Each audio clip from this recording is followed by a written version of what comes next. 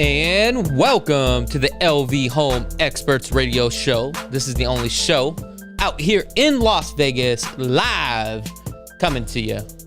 Live. What are you doing, Danny? I'm just, can you hear me? Yeah, I'm just going to turn off your mic. Oh, there you go. What's going on, bud? What's going on, man? You messing around Just trying to, yeah, this thing's swinging right here. See, look, this thing's got some, Oh, why is it swinging? I don't know. Oh, you got to adjust that right there. This. Yeah, there you That's go. what I thought, man. Yeah, I was yeah, like, make it tighter. What is this thing? I was trying Is to it turn getting tight? Yeah, Okay, there you go. I think so. Who knows? Oh, man, you got me sidetracked. Let's try this again. And welcome to the LV Home Experts Radio Show. This is where we talk about real estate and financing, where you can actually call in live. Unfortunately, you can't do that today because I don't have the phone. It is not charged.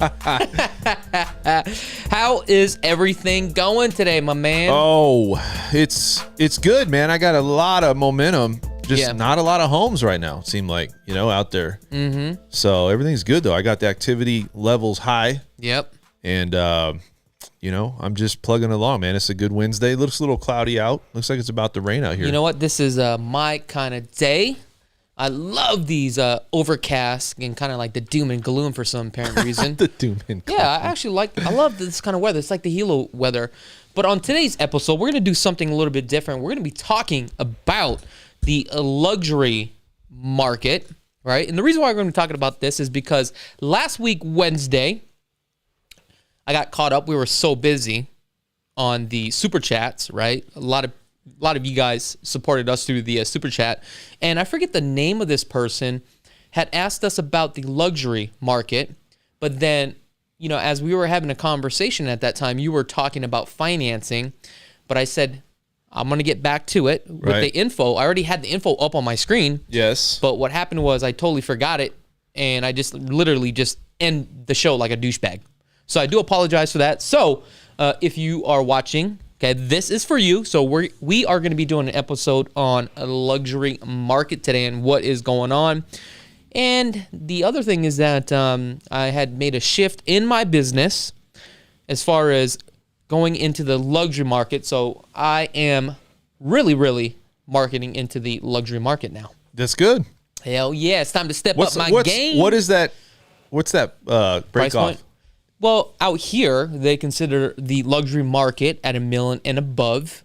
Now, I would say probably about $2 million for me personally, because now I see a lot of clients are spending around the 900 to the million range because you have a lot of people that are moving on out here. Yeah. Right? Mm-hmm. And what they make in their area is a lot more than what they make out here. Right? Yeah. Average, So, the median. Yeah, exactly. Wage earner, right? You're absolutely correct. Like last night, I was looking at some homes in Hawaii. I was looking at one of my, How much would a home like your style home, 3-bedroom, 2-bath, typical home, how much would that cost in Hawaii right now? Would you think? Okay, so right now in Hawaii, about $850,000. Wow. And depending on the area, I see homes at 1.4, and these are like plantation homes. Now, I did find one on the beach, right? On the beach now, and it was really, really nice. And it was for about 1.2. Dude, Dan, I felt like I should have pulled the trigger on it. Yeah, but you've done that a lot, man. You've been on that website. The thing is, you're not going to do it, though, because it's just too high right now. Well, it's not only too high right now. It's also, you can buy it now, cash, but the problem is I don't have a retirement. So, about that. Yeah. Right? No, I think it's something that your end result will be, right? I mean, Yeah. It's Hawaii, so. No, you're absolutely right. Going back to the homelands, you know how that works. But one thing that I've noticed now in Vegas, home price, okay, the sweet spot, about $650 and below, multiple offers. Not only multiple offers, they go like that. Yes. Literally like that. Yes. Fast, dude. I can't believe how fast What? these homes How many are going. properties are on the market right now, Chuck? We will get into that in just a second. As you keep talking, I'm going to pull up the information. So do what you do. Well, we always talk about this market and what's the challenges. And I think right now you look at challenges where people are, yes, they want to leave their home. And everybody's like, well, why is there a shortage? And why are these things happening? We got the forbearance. But really, can somebody leaving their home, what if they need a loan? Explain the forbearance for the viewers out there. Well, forbearance is an agreement that comes into play where you don't have to pay your mortgage. Yeah, you can either get it to the end of the loan. Sometimes, I mean, you have to pay for it. Don't say you don't have to pay for it. Let me explain. You get, yeah, exactly. You get a break that you don't have to pay for those, those mortgage payments. Yeah. So, but a lot of people, it's pushed to the end of the loan in some cases. It depends on the servicer. And then you have some cases you have to pay it like a lump sum. Once you get back on track, you have to pay it in full. So whatever the months that you didn't pay. So, but going back to it, there's a factor or many factors of why I think this is happening. You go back to the average person that was working and then not working and maybe had to take advantage of the forbearance, or they were potentially just getting back to work, or maybe they're making income that's not the same as it was, or they had to take a different job. People are living with others, Mm-hmm. That's why people aren't leaving their home and they're not listing their house. So I think there's a big factor into why, like I said, many factors, but why people and why homes are shortage right now is because people just don't have the capacity to get approved for another loan if they need it. Yeah. And they're not financially stable to say, I'm going to make that decision. No, you're absolutely right. All right, so let's get right into it. We're going to pull up the data here, as you can see on the screen, off to the left-hand side for single-family residents, and we're going to also add condos and townhomes too as well. As you can see on the bottom-hand corner here, unfortunately you can't see it, guys, but we have a total of 2,826 properties. Now, if we just did single-family residents only, that's 2,026 properties. So there's just not that much on the market right now. But let's take a look at the history for the past 7 days on the closings here. Let's see where we are at in today's market. Let's get you guys caught up on today's market watch. So in the last 7 days, we sold 994 homes. That's like half of the inventory. Yes. Within 1 week. How long do houses, you put a house on the market, it's gone in a day. Yes, you're absolutely right. It is crazy, dude. Let's take a look at this. So these are all the homes that sold in the last 7 days. The cheapest one is $60,000. We're not even going to take a look at that. The highest one is $6.3 million. Now take a look at this. Look at this, Dan. Wow. Look, luxury market, right? Within the last 7 days, 40 homes have been sold. Wow. 40 luxury market homes have been sold. But now let's take a look at the data. That's not including the ones that are close to being $1 million too. That's right there, Exactly. So now let's take a look at this data right up here. I can't really pull it up. You guys can't really see it. The median price point for a home in today's market, believe it or not, we went from $345 Look how much it went up. $360,500. Average days on the market is 13 days. You're paying $192 a square foot. What can you get? 1,955 square feet, 3 bedrooms, 2.5 bath, 2-car garage. We went from $345 on the median to $360. Wow. That is kind of scary, dude. No, it is scary. And didn't we just pull this number last week? Yeah, we pulled this number, and it's astonishing how these prices of homes keep going up. Yes. Like in a short period of time. Like I think it was like not even too long ago we were talking about it being at 340. Yeah. Now it's at 360.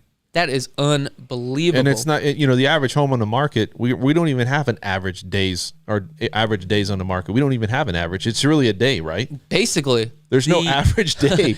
Look, at 360,000, that's like just like the median, right? Yeah. That's like kind of pretty much like your entry level home right now, right? It's crazy, man. That is unbelievable. But here's the thing. Let's even look at the average across the board now. Across the board, we were at 445.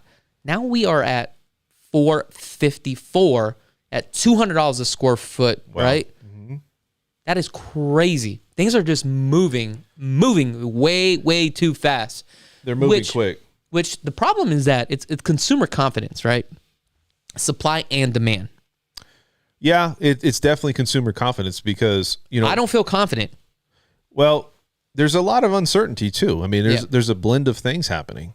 You got people. Look, I can be confident too if I have a large amount to put down and I'm selling my house and transitioning to another state. But for somebody to say I'm already living here, I want to sell, upsize. That's almost something where it's really hard to do. It seems like right now for a lot of people, and then people are staying in their homes, and we're not seeing a lot of movement with the people that are current homeowners, existing home sales. It's something to pay attention to, because what I do think, and we'll talk about this later in the show, but I think that rising rates may help with reducing some of these prices, but is it going to be the deciding factor? It's not going to help everything. People are going to need to get back to work, right? Or that's already taken place, dude. Yeah, they need to start getting like where they feel they're confident enough to go if they want to buy another house. They leave the current home that they're in. Maybe the reserves that they had are dwindled or they're gone. They need to save more money. Yeah. And maybe there's that certain feeling like, well, if I leave this house, I got my nest egg to sit on. Maybe people need to get back to a certain comfort zone with a heightened, consumer confidence and what their whole, situation is. Maybe they feel more comfortable, more confident. Now, what I noticed, which is also boosting the economy, right? Johnson & Johnson just came out with the new vaccine. Yes. Okay. Also, I noticed that a lot of cities out there are pretty much opening up their cities where you can literally, right, go out, dining, shopping. You don't even have to wear a mask anymore. I think it was like Florida, Texas is opening everything up. So that's where the consumer confidence is coming into play. That's right. So I think that's also going to help and boost the economy. However, I know that the feds are increasing rates by a little bit, right? You're saying? Well, we'll talk about it more, but they don't really control the long-term bond. Yeah. They really don't. They're controlling the Fed funds rate, and they're trying to contribute to keep mortgage rates low, but as you see in the news, it's not stopping. Gotcha. Okay. Now, I want to get into the luxury market here, okay, because this is important. Now, for the luxury market, what we're going to do is take a look at everything that's currently active and also everything that has been sold within the last 7 days. Our price point is going to be at $1 million and up. So as of right now, as of today, we have 356 luxury properties currently on the market. So let's take a look at this data in detail. So as you can see, the most expensive property right now is $28 million. Wow. Now I'm curious to see this $28 million. It's right behind here. It's right. It's right now, behind your office. that Wayne Newton property. I think we looked at this. Look at this. It comes with a plane. Oh, wow. I don't know if you can really fly it or not. Look how gorgeous that thing is, though, right? Yeah, it's beautiful. Man, I'm all into planes too right now. It's kind of crazy. Oh yeah, you've been looking at that flight simulator, right? Dude, I've been watching flight simulators. I'm the type of person where I want to know why something went wrong. Yeah. And it's weird because like I'll watch and my girl gets crazy with like, why do you want to see people and have problems and watch these these airplanes crash or what happened, what contributed. I'm just curious, like, you know, imagine if you watch one of those things and then like something does happen, which is very, which is very crazy. Yeah. But I'm just saying, that's why I get into it, man. Okay, let's go back to financing real estate. Dude, you like segue like way Dude, the I'm hell into out. it right now, man. Dude, I know you are. Hold on, we can talk about that in just a minute. Okay. So if we take a look right now, 10 million above, we have about 13 properties. That is a lot of properties. Yeah, right? that is a lot of properties. I mean, look at this. You got to 8 million, 6 million. I mean, look at all this. So now let's take a look in depth. Okay. Take a look at the status here. So if we take a look at homes that have been sold for the luxury market in the last 7 days, the median price point for a luxury home, is $4,325,000. Now, I remember 9 months ago when you can literally, right, buy a modern home for about like 2.5 million. Now, you can't get that modern type of design. One of the things when I get a call and I have a buyer that's at the 2 million range, and they're like, Chuck, yo, I want that modern home. Well, we could have did that probably like a year ago, but you can't get that anymore. I'll tell you what. It's just crazy. I remember how the market days is. when it was like, I couldn't believe that there was people shopping for $1 million homes. I know. Now $1 million is nothing. And I'm sure you can attest to this because we talk about this all the time. You always mention to me about how much all these people actually got real money. Well, let's say this. The driving force behind most people making wealth that isn't born into a family that has wealth, or they don't have support. Let's say if you're just somebody out there just trying to do it on your own, it's through real estate. Now, you have to say, well, how are these people buying $1 million homes? Yeah. Well, real estate goes up in other areas too. Yeah. That doesn't necessarily mean they're making more money, although other states do make money. Yeah. But if they're selling their house, what they're really doing is repositioning, but using the equity from that house, right? We talked about it. So a lot of people may not be able to afford that if their housing sector or their area doesn't go up. Yeah. And also in contribution is, can they find work here if they want to call this a primary residence? A lot of people we talk about that buys it as a second home. So that median price point, like I said, 4.3 million, $638 a square foot, average days on the market, 3 days. You get about 6,782 square feet, 5 bedrooms, 5 bathrooms. Now, if we take a look at the current active, right now active, the median is 5 million at $640 a square foot. Average days on the market is, ooh, did I just burp? Did you just burp? Ooh, that was horrible. Man. I do apologize. Oh my God. What'd you eat for lunch, man? Actually, nothing. What I had was a diet of Mountain Dew. That's what it is, carbonation. Yep, diet Mountain Dew. At least it's a diet Mountain Dew, right? Yeah. All right, so here's the thing. If you are in the luxury market today and want to come out here and buy a luxury home, you still have the opportunity. However, when it comes to luxury homes, you are buying a home like you're buying a designer handbag. Okay? Does that make sense? Yeah, are you saying you're overpaying for it? It's not you're overpaying for it. I realize it's a whole different ballgame. So out here, let's just say if you're at the 600 range, you're buying a home to live in the home. But when you start getting into the $1 million range, right, the breaking point, yes, what tends to happen is it's not your average consumer, okay? The consumer is buying based upon the current style, the current trends. So what I mean by that is each home you look at, they're buying it like they're buying a car. Like, you know how a car solidifies who you are as a person and your style? It's just like your clothes that you wear. Yeah. It's the same concept. The thing about that is when you decide to sell your home, you could also be running into problems because it's not a high demographics that buy those type of homes. Yes. Does that make sense? Yeah. Because now what happens is your demographic starts here. Then what happens is you have income level, narrows it down to your buyers, the style of the home, the location of the home.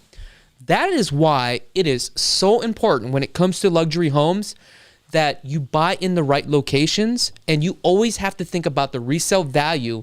In addition to luxury homes, what you're going to notice is that some luxury homes has some smart systems. Some of them don't. Some of them are not equipped with lights. Some of them are completely outdated. And you're going to see, right? Those homes are those are the ones that are going to be hurt. You see what I'm saying? On the resale side. So if you build one, you better make sure it's fully equipped, because that's what consumers are looking at now, I see. Yeah. I think that it's a little bit more, like you said, it's now catering to a higher, I wouldn't say a higher demographic, but a higher income wage earner possibly, or somebody that's willing to have the ability to spend money that high, right? So yeah, consumers want more. So it's just like you buy a car, you want upgrades. And that's how these homes are being sold now. It is crazy, dude. And we know the builder makes a ton of money off that, but yeah, people are willing to spend it. Mm-hmm. You know, are they overpriced, or is it an inflated market? I don't know. It's if somebody's willing to spend the money, which is crazy, they are. Dude, it's going to continue to go up. I helped a client spec a home, right? Smart automated system, $150,000. Wow. I'll tell you what. Yeah, it is crazy. And that's just a smart automated system. Yeah. But they're willing to buy it. Yes. See, and it's crazy because, look, it's like everybody's going into this situation going, I don't want to be left out. Yeah. And there's certain things that I want. And if I'm going to spend that much money, why not get what I want? You know what I mean? Yes. Because if you're going from like a $400,000 to a $500,000 home, you're probably not going to get everything that you want. You're going to go buy a new home. I'm going to tell you right now, people are going to be very picky. Yeah. But the builder's also going to try to make as much as they can off that transaction. So, well, it's all about, dollars and cents. Come on now. Yeah, it's profit. So, I don't know, man. My thing though is, when is it going to start to settle down? Is it going to settle down? Now, I just want to give you an idea, okay? Now, you guys can get this app wherever you guys want, but the app that I use is the Zillow Mortgage app, and I think it's a great app, okay? And I like to play around with this because I like to look and see exactly how much my payments are going to be. So if I did $1 million right now just for a home, right, because that's our luxury market, at 20% down, which is $200,000, that balance is $800,000. At 3.75%, and that's a jumbo loan. Would you say that's fair in today's market at 3.75% on a jumbo, or is it higher? Would you say getting a loan for that amount? Yeah, I'm just saying, what is the interest rate right now? I mean, what do you think? There's so many layers to jumbo, but just throw a number out there. I would say it's high threes. Okay, so that's why I put 3.75. Yeah. Okay. Now at 3.75, we know the sales tax is about 1% of the total sales price. Okay. Insurance roughly is probably going to be about $2,200. I'm sorry. Yeah, about $2,200. I'm just going to throw that out here. But I want you to take a look at this. Principal and interest only, $3,705. Not including property tax, another $1,000. And let's just say if I added home insurance on here at $188 a month, it says here the payments are $4,728 for a mortgage of $1 million, right? That's kind of high. It is high.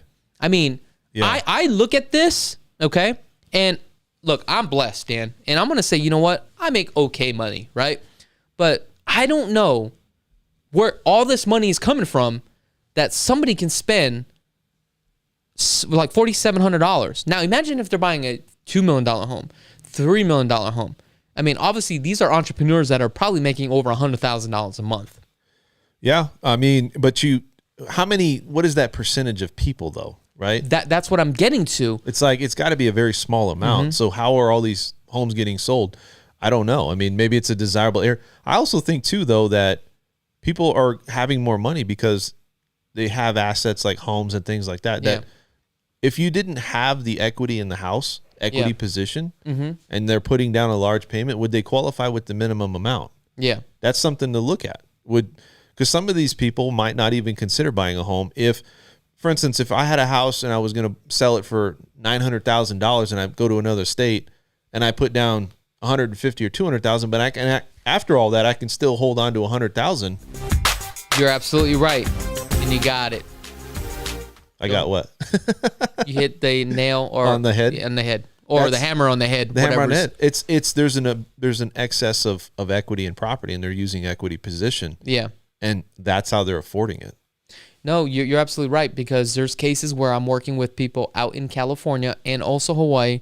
They're selling their home for about 1.4, 1.5 million. And when they bought the home, right, they only bought it for like $400,000, or the home was actually passed down to them. And what happened was they end up selling it. They realized, oh, I can come out here, spend $900,000. I can get all this and also pocket, the rest. It's unbelievable. So here's the question I have for you as being a real estate agent, professional. I don't want to say professional.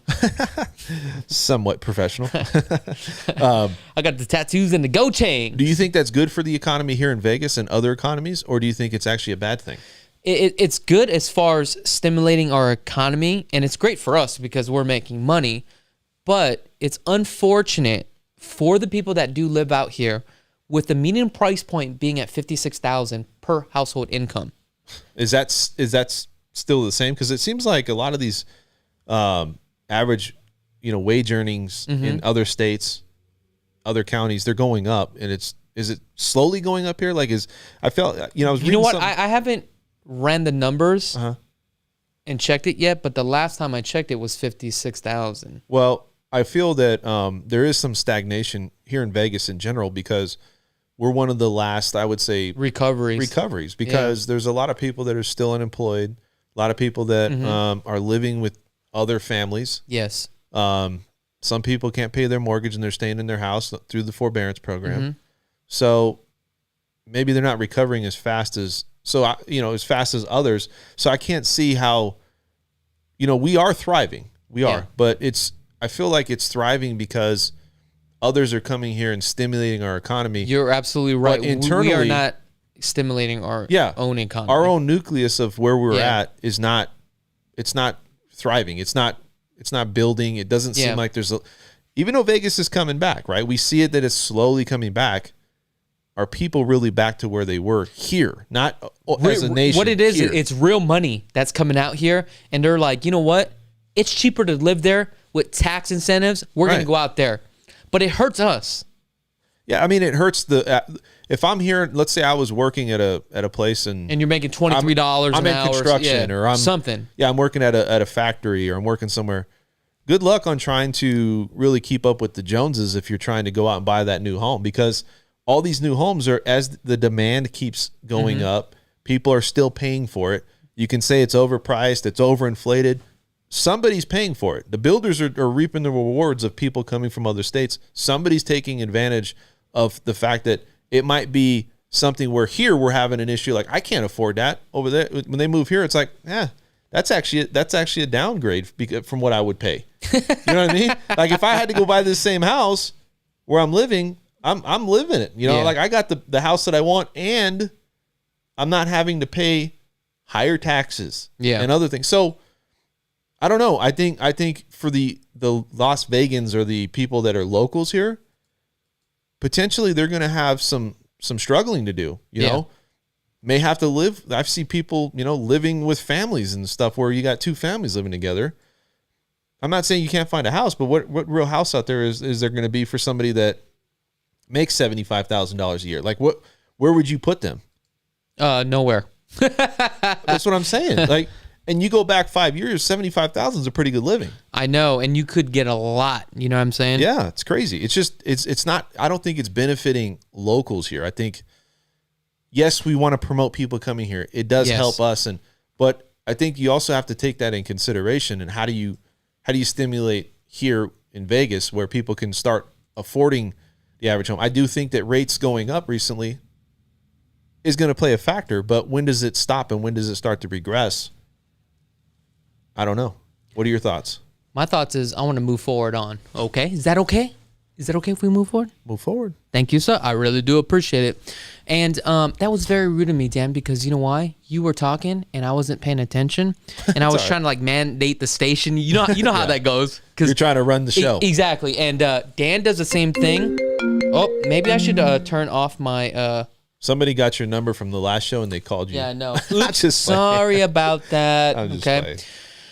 Now, there's something that I want to show you, and this is important because these are homes starting off at $1 million, okay? And this is only everything that's currently active today. The reason why this is important is because I want you to understand as a consumer, and I get calls like this all the time because a lot of homes that I do film are modern homes because I enjoy those type of homes, right, Dan? And I love those type of homes because that's my style, right? Yes. So the first thing I get called is, hey, I have $1 million. I want to buy $1 million home, and can you get me a modern home? Unfortunately, like I said before, we can't. But what we're going to do is we're going to try to role play this and kind of run through this and show you the data. And let's see what's the purchase price in order for us to get you a modern home, okay? So we're going to start off with this. So as you can see, this is a more of a traditional home. This one starts at $1 million, okay? Now, this ain't a modern home, so we're just going to kind of go through it. This one's not a modern home, okay? And I don't know what the hell just happened there. Okay, here we go. Give me a second. Where's Regency at? I don't know. Oh. Well, I do know, but I'm trying to focus on this right now. Oh. How come you were asking me that? Somebody the sign came up. Oh, I was wondering what you were looking at. Okay, so here is our first modern townhome by Christopher Homes, but this is not a single family detached, so I'm going to skip this, okay? And keep in mind, you don't get that whole building either. Wow, this is a pretty nice one with the view, don't you think?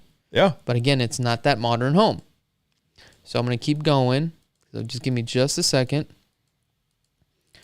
Let's see if we can get that modern home. Look at this. We're already at 1.1 million. Okay. Now, when do you think we will hit the modern home sector? At what price point? Well, we talked about it. Oh, I know. I tipped you off. So what do you think? I would say 800,000. 800,000? 600,000? No, we're already at 1.2 million. Oh, the modern home. I thought you said luxury. No, when we look at modern homes, right? Uh-huh. Okay, let's see if you're paying attention. Okay. What's the purchase price of a modern home in today's market starting? You said 2.5? Around 2.5, okay?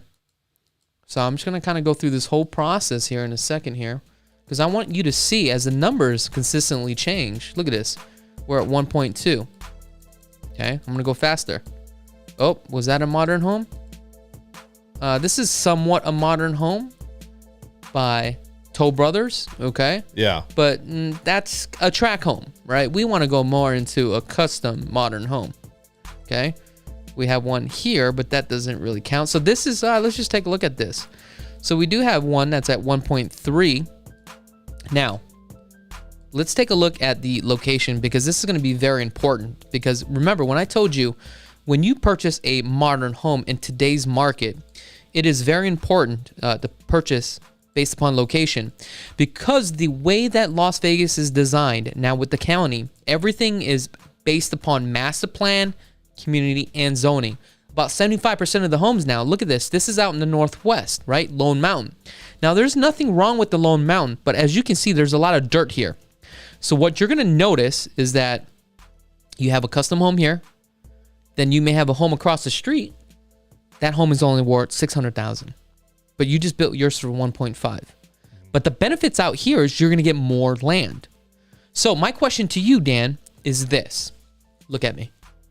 Yes. I love you. Okay. What's up? Would you buy a modern home in a master plan community with a bunch of other modern homes? You're spending 2.3 million. You have homes that are 10 million, or would you spend your 2 million, right, in Lone Mountain with a larger lot, but then it's very choppy and you have homes that are 600, 800,000, but you're the only home that's around 2 million?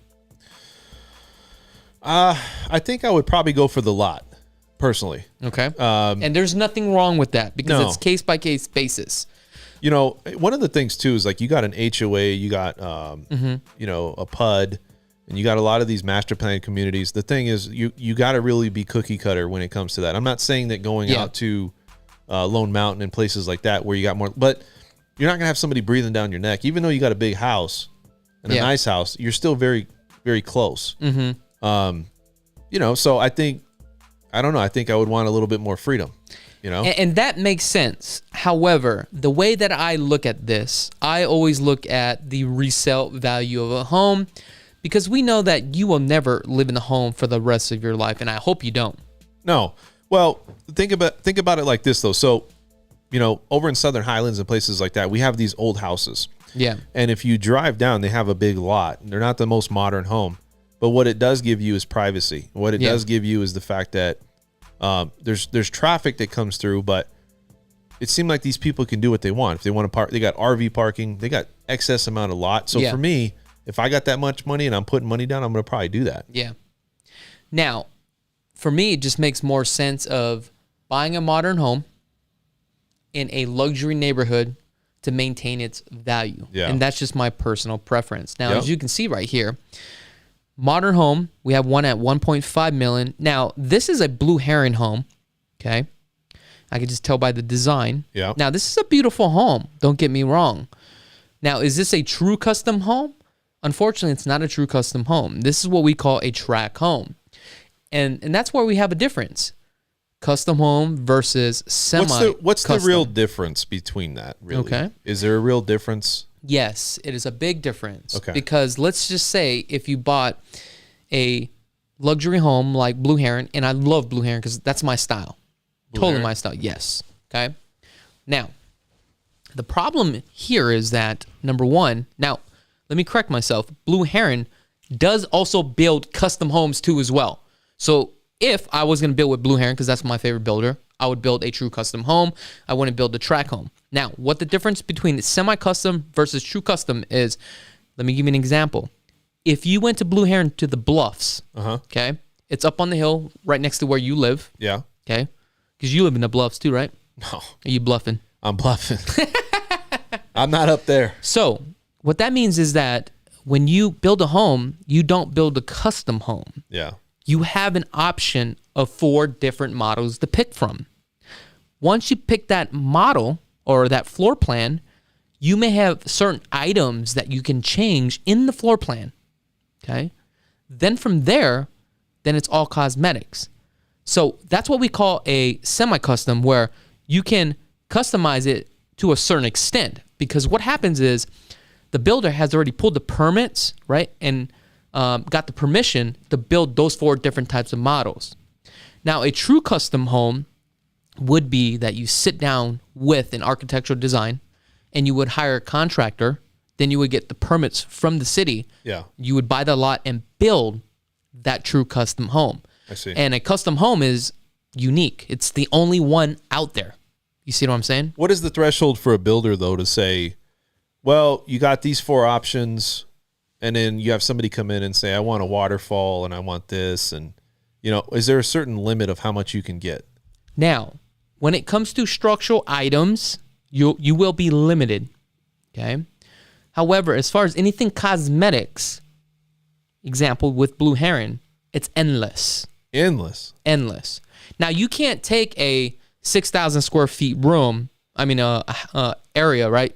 And you can't just say, hey, I want 10 rooms. It doesn't work that way. You may have the option where you can go 5 and a loft and a den, or your options are all 7 bedrooms. You see what I'm saying? Mm-hmm.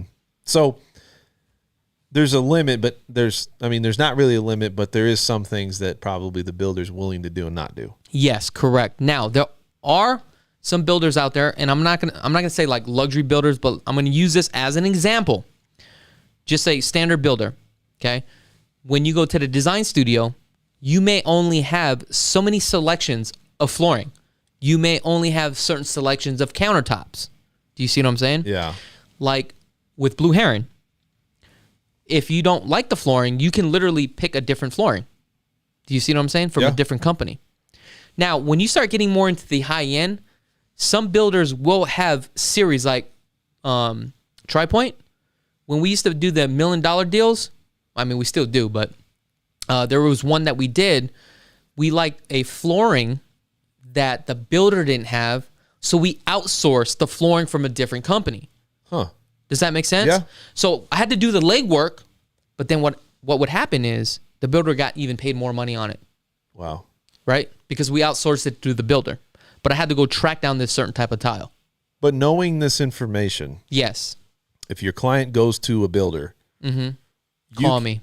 Well, here's why. You're going to know if they're trying to take advantage of the situation, right? Or if it's something that they're overcharging the client, where I think a normal person is not going to go in there and be like, well, you're trying to overcharge me for this, or is that really the true cost of what that is? No. This is how it really works with the luxury home. Yeah. Look, if you got money, right? You're not going in there and trying to nickel and dime. Now, I had some clients where they're like, "Hey, will you give me some of your commission?" They just come in and say, "No problem." That's it. Well, it's not. They don't say no problem. It's just the builder is not going to bend. Now, you may get incentives as far as like $50,000 towards the design studio, but that money gets eaten up really quickly anyway. What I'm trying to express to you is that, look, people that got this kind of money has a whole different mindset. Right. Now, are they also on a budget? Yes, they are on a budget. However, when they go to the design studio, I mean, they're budgeting, but they're not sitting there nickeling and diming as far as, you know what, I'm not going to put in the flooring.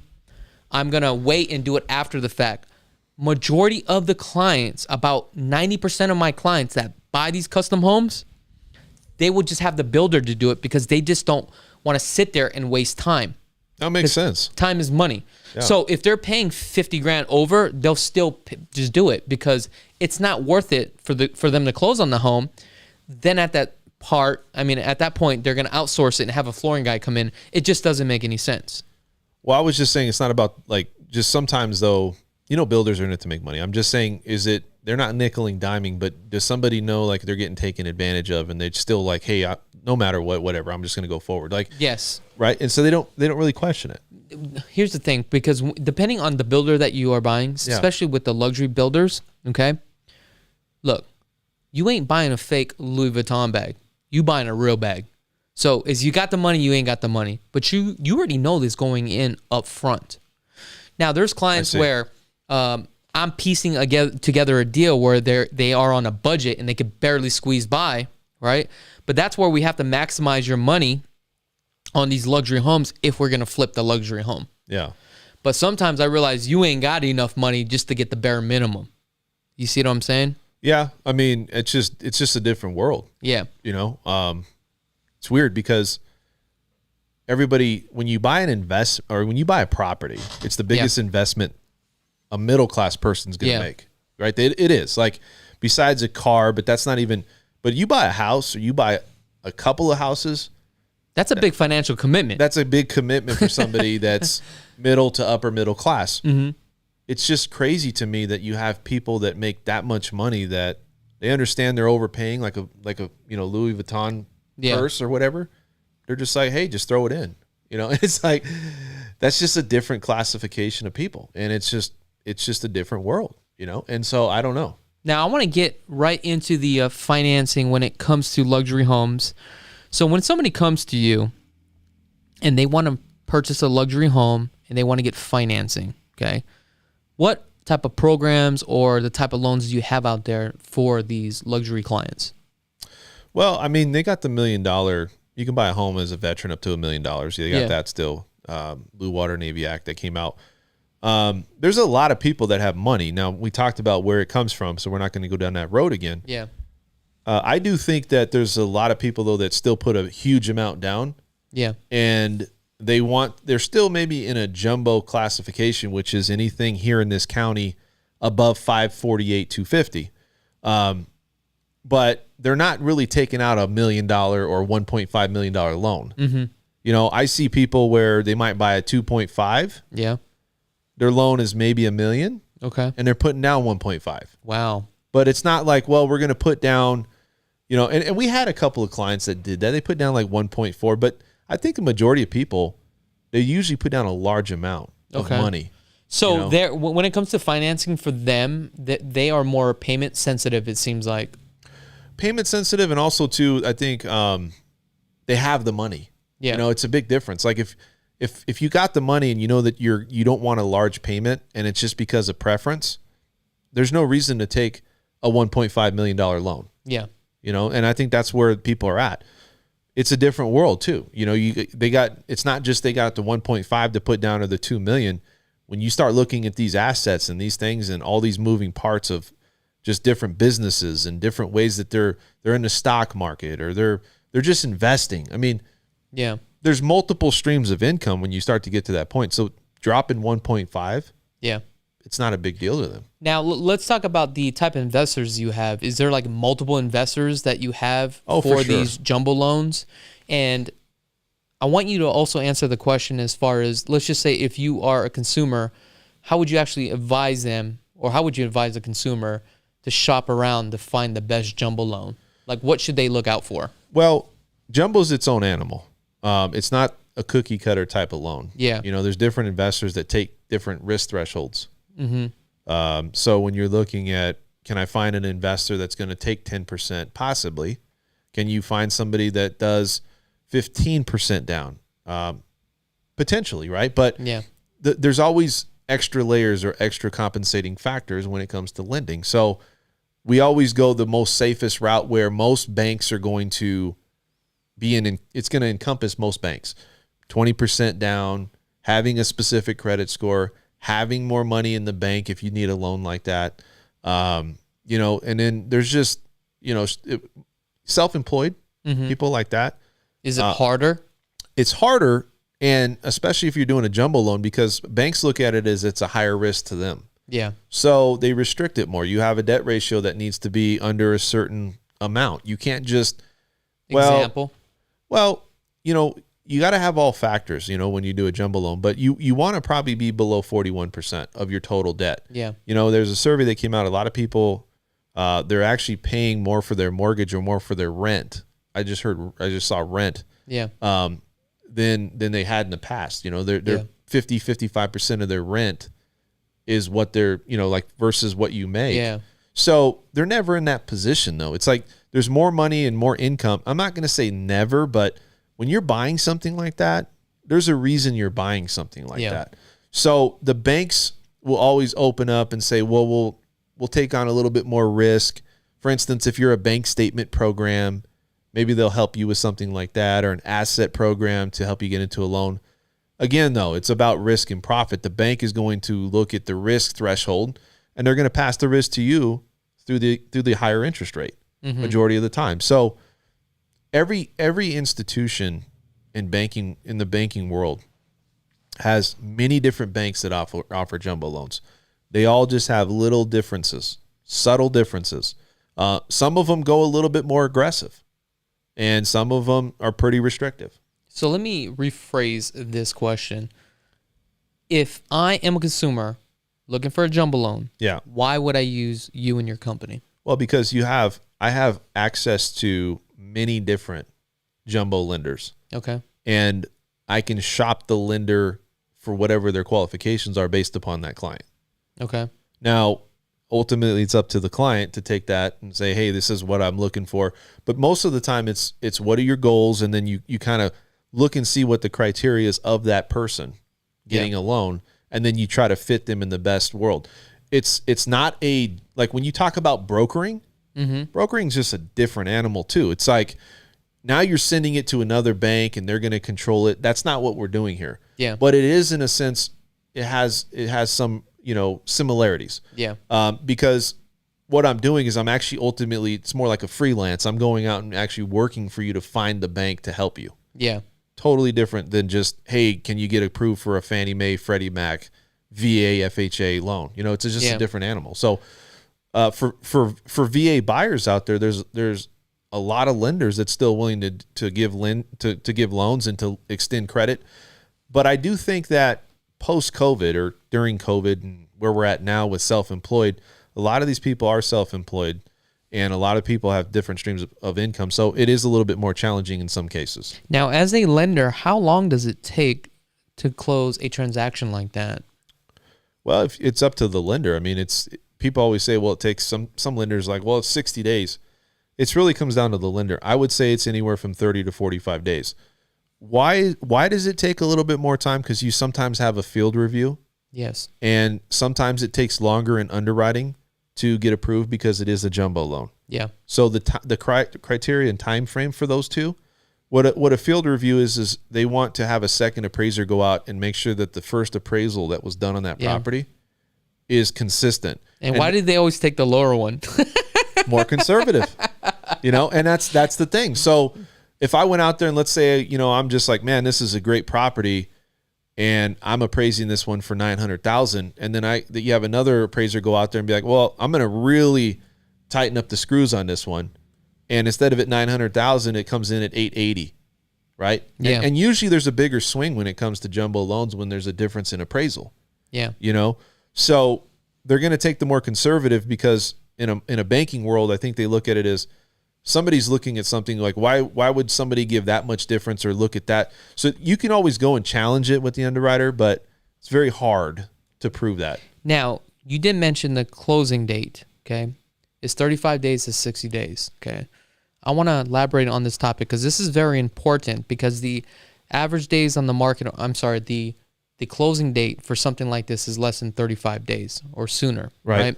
Now, you mentioned some lenders can take up to 60 days.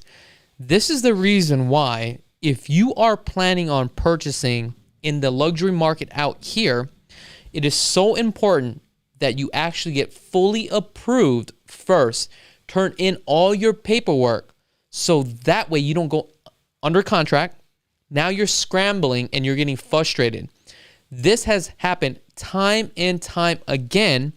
And unfortunately, I have gone through deals like this a few times where the client decided not to turn in all the paperwork at once.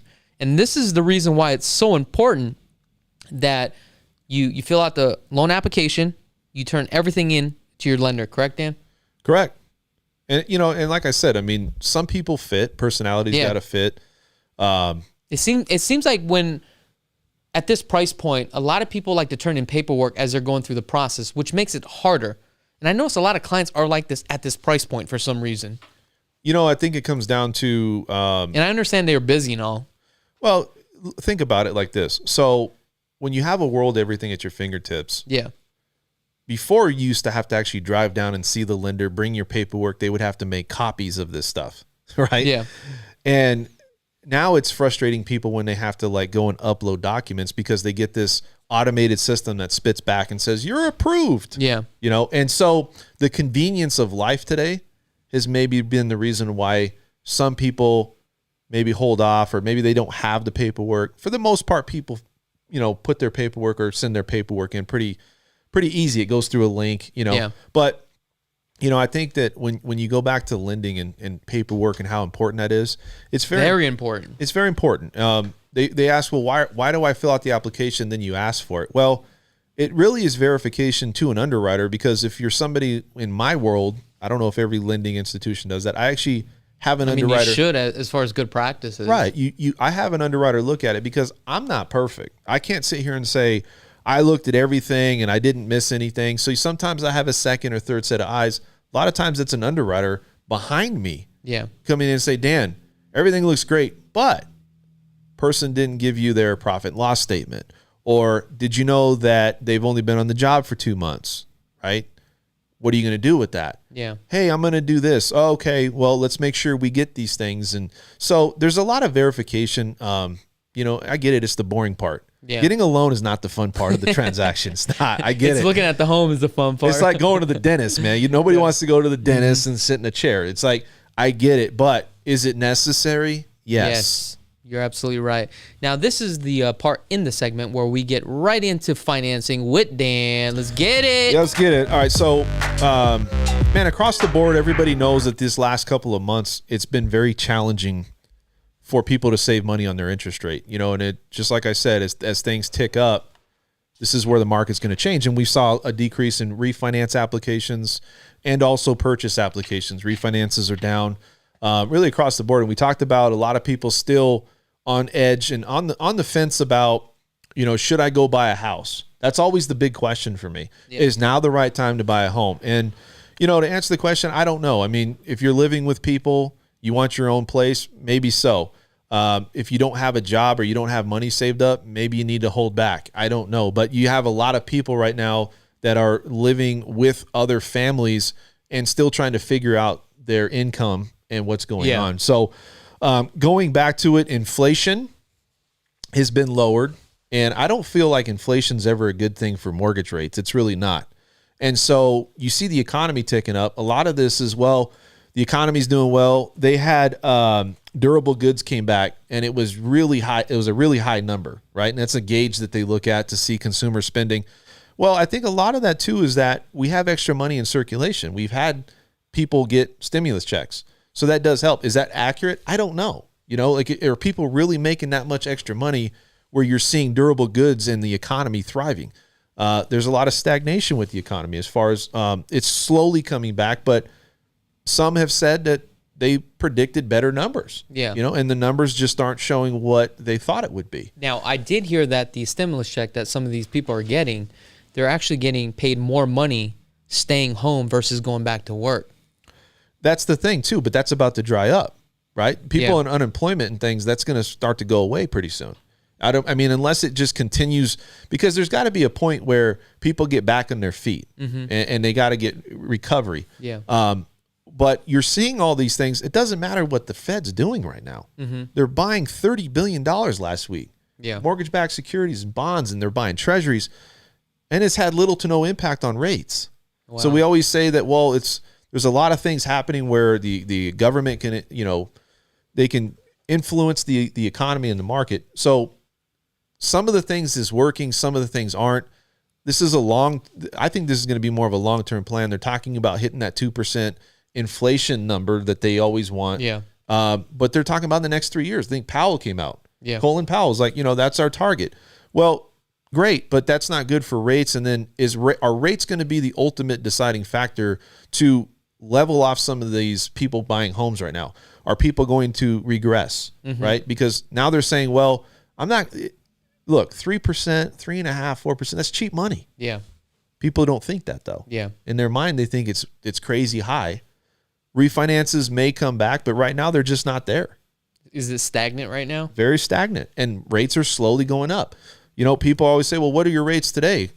I'm going to say anywhere from 3.25% to 3.75%, depending on program and also what your qualifications are. Why is refinance stagnant right now? Is it because majority of the population has already refinanced to a lower rate? Well, there's a good portion last year. There's savings though. Yeah. Like, why would you go refinance if you're saving $50 in your payment? Yeah. Makes no sense. Correct. It's got to be a significant amount of savings. It's got to be, in my opinion, at least 1% or more. I think the mortgage applications are down because people are retracting because they see that homes, especially here in Vegas, are going up. They're going up across the country. And then you also have rates going up at the same time. And it's like, well, okay, I'm paying more for a house, but then I'm paying even a higher mortgage. Why would I want to buy? Correct.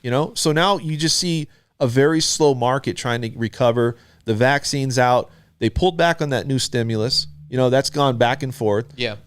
So are all these numbers that are being put out with the GDP, with the durable goods, the inflation report, is it normal or is it an accurate amount or a good percentage? Are they recording that properly with all the stimulus and all the things that's going on? Because let's be honest, are people really keeping that money in their bank? Maybe some are, but I'm sure some are spending that money. I'm sure a lot of them are spending. So that money. are they really doing that to help the economy stay afloat? And I think that's what's happening. Okay. So then you go back, we talked about the inflation and we talked about the Fed doesn't cut long-term bond rates. They have minimal impact. What changes rates is, they can help influence it by paying those mortgage-backed securities. But what really influences it is geopolitical news, inflation, huge, right? How good the economy's doing, gross domestic product. So as we see these things unfolding, we're going to see if rates continue to go up. Some are predicting that it's going to continue into the second and third quarter. So right now, I don't know. I can't really predict what rates are going to do. I don't have the answer to that. So is that all you got? That's all I got. That's all he's got. Rates are going up. Let's get into the next segment. What we're going to do is we're going to go through some of these comments real quick before we end the show. What do you see up on here, Dan? Let's see if we can get a good question here. What do we got? Blue Heron Designs. Let's go start at the top. This is a bubble. I was wanting to buy the Toll Brothers model in Mesa Ridge. I was told was going to be, I don't know what this is. Selling for about 2.8 million. 2.2 to 2.4 million range. Yep. They selling them for 2.8. So now they're even going up. So is that accurate? Yes, that's actually accurate. I think there's only one left. But here's the thing. They do list it a little bit high at 2.8, but you can probably negotiate 2.6 million. So it's all case by case basis. And what I do like about that, it does also include the furniture. Just make sure to add that into the contract. What's the next question, Dan? What do we have? All right. Let's see. All right, Las Vegas team. Let's talk about Blue Heron. They are the ultimate with Toll Brothers as a very close second. So they're saying they're very competitive. No, not even close. I mean, I do like them both, but it depends on what purchase price you're going to be at. Now, Blue Heron is not the only custom home builder out here. You can literally get your own architectural design and have a different contractor or builder build that for you too as well. There are a lot of other different builders out here, like Christopher Luke too as well. He's a great builder. I do like him. But let's move on to the next one. I've heard you saying the vinyl floors are stepping up their game. What type of vinyl floors you recommend when you buy? What brand is the best?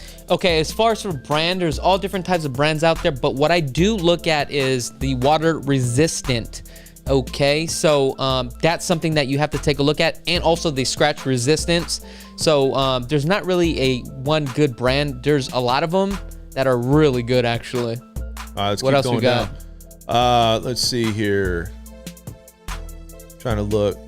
Am I scrolling down too fast or something? Nah, we're all right. Type of Queenslander home into Google image. Tell me if... Okay, hold on. Just keep going down. Should I buy a new KB home as a guard against inflation? I want to win the lottery. LOL. That's only case-by-case basis, because sometimes I even think about it. Should I be buying a home for $450 and holding on to it just in case with hyperinflation? You don't got to worry about inflation. It's hyperinflation that you have to worry about, because if you buy a home today and you get hyperinflation, what happens is everything goes up in cost. So is your wages. So what happens is later on, you're able to pay down that home a lot faster and you bought it a lot cheaper. But the problem is, I don't know which way the pendulum is going to swing. Yeah. Well, and two, I'm just going to kind of go off of what I just said. Inflation is up 100, or not inflation, but the cost of what is it, wood? Yep, that has gone up 170%. That's contributing to why homes are increasing so rapidly. That is too, correct. Right? Okay. I just wanted to confirm that with you. So, what else? What else do we have? Las Vegas will become similar to Los Angeles, where the average working class cannot buy a home. Well, I think they'll buy it, but they're going to buy it with multiple people on the loan until something changes. What do you think? Oh, I wasn't even paying attention. What's your next question? There's been a prediction for many years that LV has become a mini LA. I mean, it hasn't yet, but it's starting to feel that way. Now, when I say that, I'm talking about the pricing. I'm not talking about the environment. Yeah. LV is no longer for young people, cannot be a first-time buyer here, and it shows that there are there's not many young people in town. I don't agree with that. Because well, I think outside of the strip, buying a home. Listen, there's people here living here. Yeah. But people buying a home, I mean, they're saying people that are getting started in life, it's harder. Is basically the millennials, right? Millennials, yeah. Yeah. Did I say that wrong? Yeah. Millennials, right? They are having a hard time. Let me give you an example. My daughter, she's 22 years old. She's only working at a job, I think it's only paying like her $13 an hour. But luckily, she has a job. No, it's fortunate. I just think that everybody's going to be pulling together to buy a house. Exactly. And that's why I've noticed some builders, what they are now doing is the next gen living. They're migrating both families into one house. That's crazy. I know. This place is going to turn into Hawaii, man. What's on the next question? It's almost there, man. That's it. That's it? Are you sure? I don't see any. Wait, hold on. You asked if we are in a bubble. I was reading on an open piece on mass exodus from large cities for greener pastures. If LV is greener pastures, we may be at the beginnings of a building and price boom. I think we're already there, aren't we? Yeah, that's what I'm thinking. I mean, it's kind of already in the middle of it, in the thick of it. I've enjoyed checking out the LV real estate options. Thanks for the videos. We've been wearing them out. Retirement. All right, what else we got? Can you get Toll Brothers or one of the other builders to build on a empty lot in Las Vegas? Blue Heron, yes. Toll Brothers, no, because Toll Brothers is a track builder. They do not build custom homes out here. Should we leverage some paid of properties to buy more rentals now? Can't answer that question. Paid off. Only you know Paid the off answer properties. to that question. All right, that's it, man. I don't think there's anything else. That is it. Yep. Well, guys, hey, I just wanted to say thank you so much for tuning in to the channel. Whenever you guys got some free time, visit lvhomeexperts.com.